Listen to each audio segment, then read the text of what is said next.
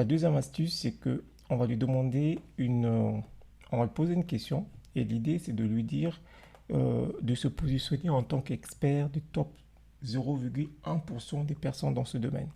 Donc, il va commencer à réfléchir comme s'il est expert des top 0,1% des personnes. Ça veut dire qu'il y a vraiment beaucoup de réflexions qu'il va pouvoir pousser parce que les top 0,1% des experts dans ce domaine, c'est des personnes qui sont rares, c'est des personnes très compétentes, c'est des personnes très pointues dans ce domaine. Donc là, on va lui demander d'améliorer ce business plan. C'est comme s'il est un expert de top 0,1% dans ce domaine. Donc là, je lui pose le prompt ici. Je lui dis améliore ce business plan pour convaincre les partenaires institutionnels. Tu es un expert. Donc je mets ici tu es un expert du top 0,1% des personnes dans ce domaine. Et là, c'est parti. Il va pouvoir travailler. Deuxième astuce, on lui repose la question afin de se positionner comme étant l'expert des experts, donc 0,1% des personnes.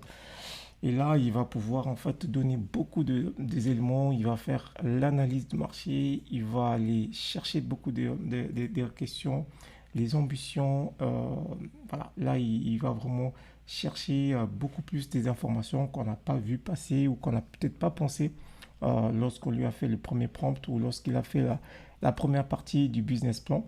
Il va même aller chercher le modèle économique, les subventions publiques, quelles sont les subventions publiques qui existent, quelle est la stratégie de déploiement avec la version, ce qu'on appelle MVP, Minimum Variable Product, c'est-à-dire c'est une version bêta alpha où on permet de pouvoir tester pendant un certain temps avant d'avoir la version finale parce que la version alpha va permettre d'améliorer le produit. Donc là, il est vraiment en train de pousser la réflexion beaucoup plus loin en tant qu'expert de 0,1% des personnes dans ce domaine de business plan creation.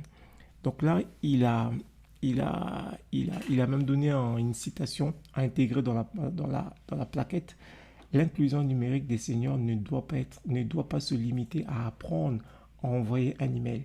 Elle doit leur permettre de comprendre le monde qui vient.